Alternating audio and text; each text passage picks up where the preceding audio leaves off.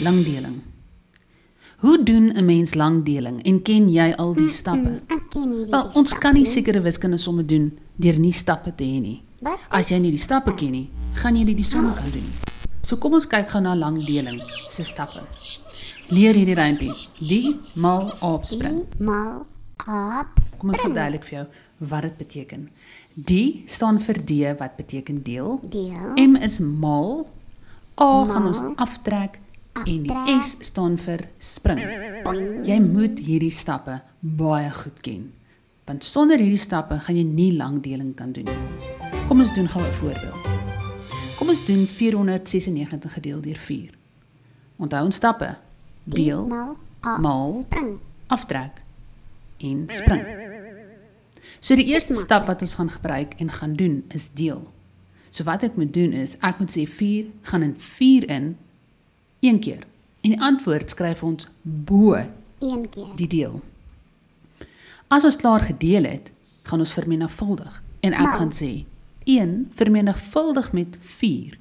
En dit gee vir ons 4. Ons gaan skryf die Trek antwoord jou lyntjie. onder daai 4 en nou gaan ons aftrek.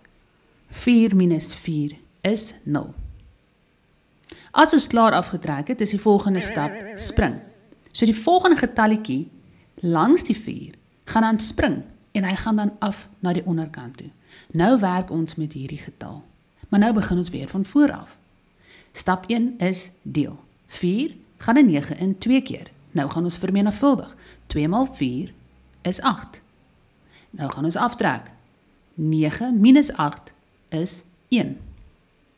En dan ons heel laaste stap gaan dan wees spring. Ja, jy het reg geraai. Dis daai 6 langs die 9 wat nou moet afspring. En hy kom af tot langs die 1.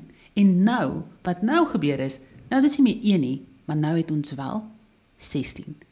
En nou begin ons weer van voor af met ons stappe. Stap 1 is deel. Ja. So ek gaan kyk, 4 gaan in 16 in, hoeveel keer? 4, 8, Nou as jy 12, tafels baie goed 16. ken, gaan jy weet dis 4 keer.